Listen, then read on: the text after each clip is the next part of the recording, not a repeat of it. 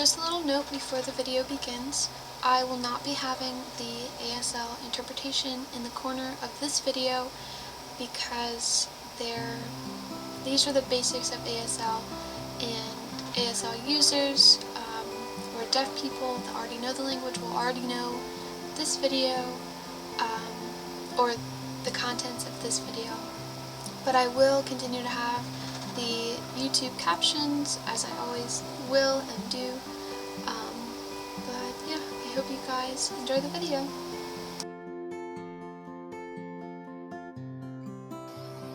Hello, and welcome back to my YouTube channel. Today we're going to be going over the basics of American Sign Language, or ASL. The presentation or slides that I'll be using today and presenting to you all are also in my Google Classroom, which is linked in the description of this video and on the YouTube channel main page on the banner. But we will be going over a few different things today that I hope are interesting to you all.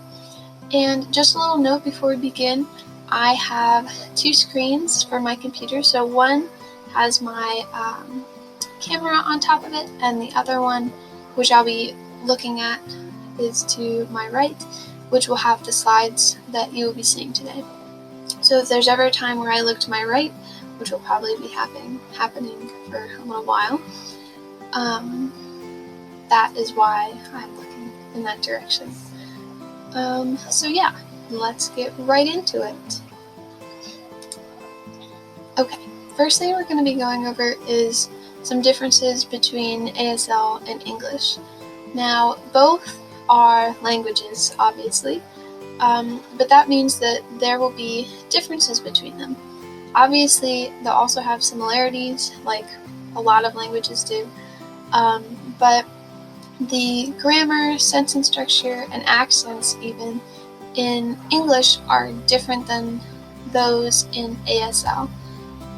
And we will be going over grammar and syntax or sentence structure today. But if you want to learn a little bit about accents, not a ton, but a little bit, it was mentioned in my Meet the Team video, which will also be linked below. And that was mentioned by Bethany Hayden, my mentor and ASL teacher. So yeah, but English and ASL are two different languages, meaning that there will be some differences between them. One note that I have, and most ASL users have, to new people, people that are new to learning ASL, is to just keep your mind open and to know that even though there's similarities between the languages, that doesn't mean that they're going to be the same. So just be open to learning about the language itself. Sorry about that. Learning about the language itself and learning new things about it, because even if you think you know something, it might be wrong. But yes. Alright, moving on. Some things to know, which is the things that we'll be going over today, are to think in concepts. Context is very important. Syntax, which I mentioned earlier. Sentence structure. And I believe that will also include some grammar, if I remember correctly. And non-manual markers, or NMMS, and directionality, or directional signs. So these are all the things that we'll be going over today. First thing we're going to be going over, or I guess second, is concepts. So when you're translating or interpreting an English sentence into ASL, or like, say that you are an interpreter. Just imagine, your job is an interpreter. You are hearing the English sentences, paragraphs, whatever, spoken to you. You flip that into ASL, which we'll be going over a little while, in a little bit, and you translate it and interpret it for any deaf person around. So what I mean by concepts is that when you're hearing a lot of information in English and spoken, and you need to translate that, interpret that into ASL. What you really want to focus on is making sure that you convey the main points of whatever is being said.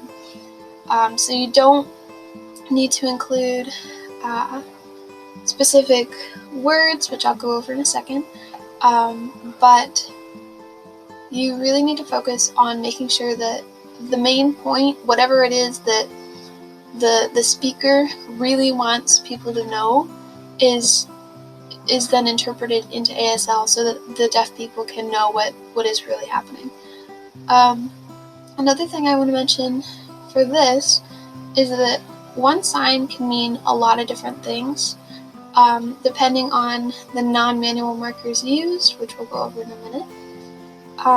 But that basically means that you don't have to interpret or translate the English into ASL word for word, because some words don't exist in ASL, some signs don't connect with specific words in English. So I have the picture on this slide that has red words in it. So and is a sign, but kind of depends on the person that you talk to if people really use it or not. But so is, or is also a sign that could be used, but not as often, and the. So the three big ones that don't have an ASL sign are so, is, and the, because those words are kind of just filler words. Like, we don't need them to convey a main point of a message. But yes, and or, they have signs, but and has a sign, but you don't really need it. And or is, you can kind of convey that you're talking about this or that, which I will go over in a different video, but there's not really a sign for or. So yeah, thinking in concepts is really important when you want to translate or interpret English into ASL.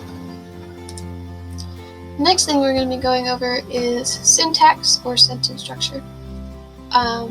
So some of the words are in color, but that's only so that I can match them up to the example sentences. So the first thing is,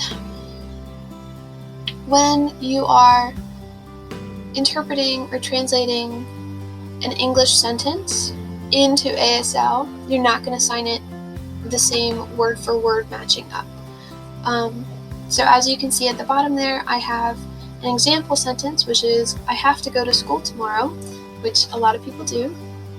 But as you can see below that sentence, it says, tomorrow, school go I must.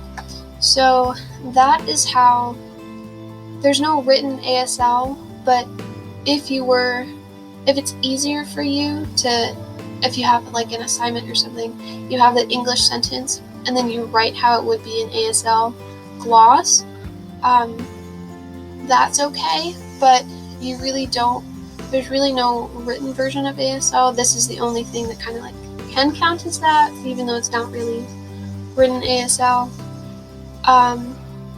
But anyway, the steps you want to follow when you're translating a sentence is time, topic, comment, verb, and then kind of modifiers like extras.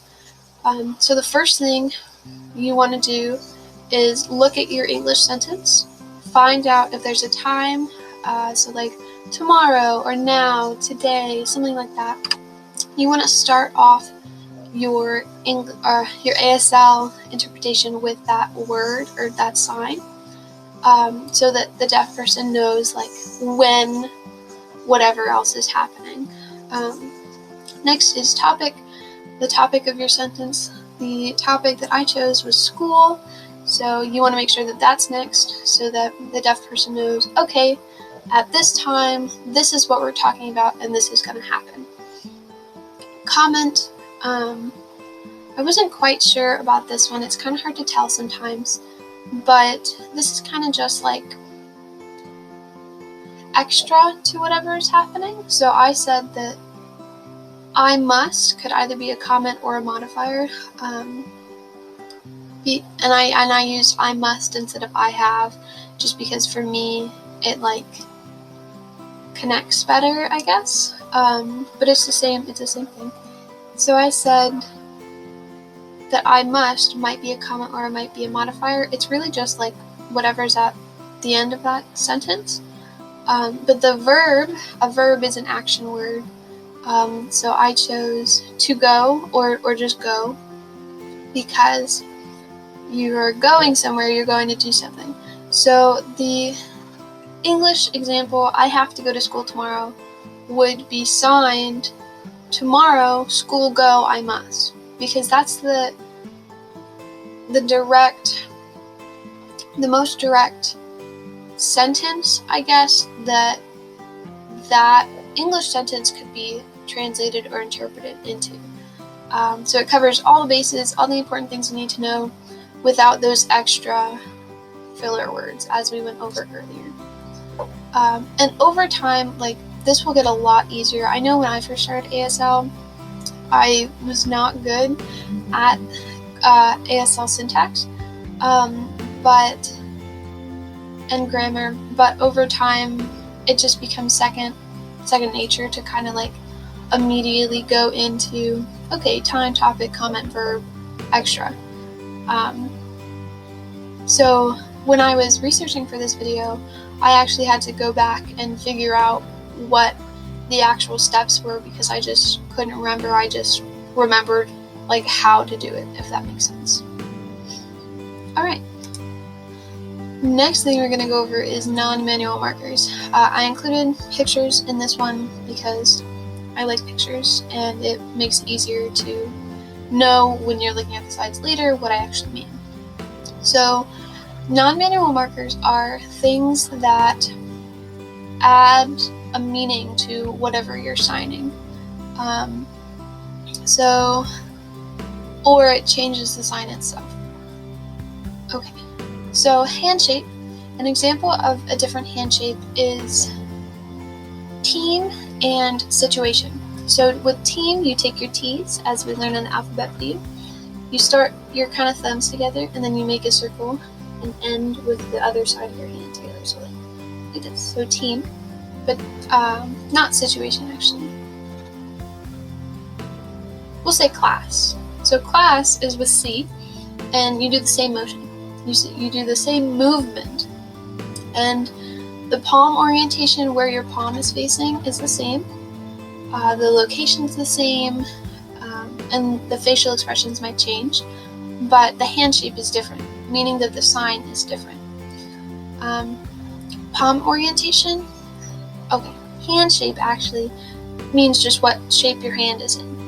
So this really counts for classifiers, which is kind of like a sign that represents something that you've already gone over, and that can change with signs or classifiers, whichever.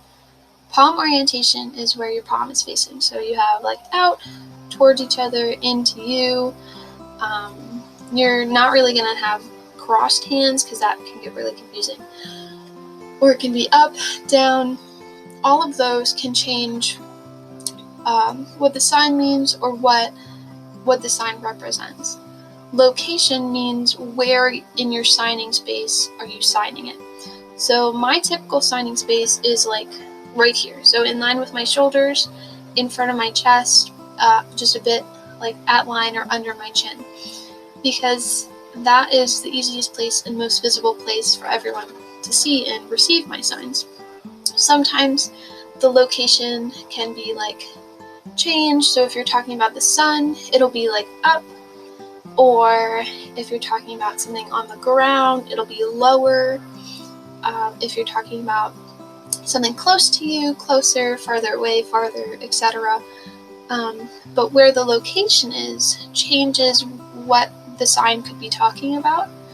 And movement could also change what the sign is representing, or what the sign even is. Because if you have like a stable sign, so let's say this is a person, and I can show that that person is walking, or I can show that the person is walking away from me because of how I'm moving my fingers, moving my sign. But yes. And then lastly is facial expressions.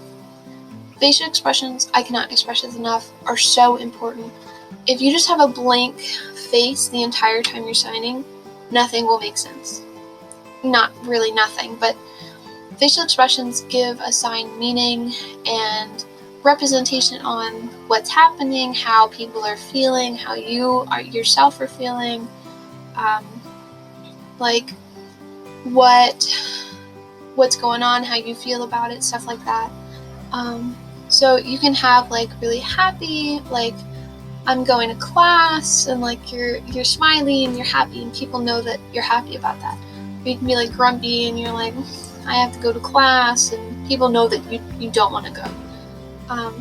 So facial expressions are really, really important. But yes, those are the non-manual markers that help make a sign meaningful and can help change, what you're representing and what you're talking about. Another thing I want to go over that's not mentioned on here is context. So when you are signing something, you have to have people that you are talking to or signing to have to know what you're talking about for things to really make sense. So if you're talking about, or if you're signing about, let's see, your brothers, because I have brothers, and you say, this brother does this, but this brother does that, and you don't really give kind of something to represent the brothers to know which one you're talking about. So if I say, this space is for my older brother, but this space is for my oldest brother. So when I'm signing over here, I'm talking about my older brother. When I'm signing over here, I'm talking about my oldest brother. So those are kind of what you have to do for that kind of situation. Or it's kind of hard to explain, but you really just need to make sure that the people that are receiving your signs know what you're talking about. Because if you suddenly start talking about, willy-nilly, whatever, it doesn't make sense and people won't understand. But yes, all of those are very important. And now we move on to the next thing, which is directionality, which is our last topic for today. I originally called this directional signs, and that's what I kind of call it in my head because I know what it means. But directionality basically means if you are not just talking about yourself, or you're including other things, other people, other places, you kind of have to show how everything is connected. So the sign in the picture is show. So you have a 5 and your 1 and in your palm. So if I want to say I start near me, I'm going to show you, I motion to you something, so that you know that I'm showing you something. If I want to say you are showing me something, I change my palm orientation and show that whatever is happening is coming from you to me. So you're showing me. I want to show them. I motion to an imaginary group of people. I want to show them. Or you can say, he showed me, I showed her, she showed them. Stuff like that is how you use directionality or directional signs. Another example is help. So you have flat palm, thumbs up on the palm. And I can say, help, I'm going to help you, or can you help me? And you see what I did with my eyebrows, how I went confused in my face? That kind of expresses that I'm asking a question and I'm like, can you please help me because I need help? You also don't have to include yourself in the signing. You can say, this person helped that person. But in my experience, it's not you usually include yourself in whatever sign you're signing. And yes, I believe that is it for that topic. And now we're all done. There are a few more important things that I plan to go over in the future. Might not be for a little bit, but those are the main things that you really need to know before you get into ASL, because those are all really important to know before you even start signing. And yeah, I hope you guys enjoyed that video. If you have any questions, please just leave it in the comments. I know that I was not super specific with a lot of things, not super detailed, I guess. So if you have any questions on any of the topics today, comment down below. I can either reply to your comment or I'll just post a video if there's enough of them. And yeah, I hope you guys enjoyed the video, and I hope you have a good day. Bye-bye.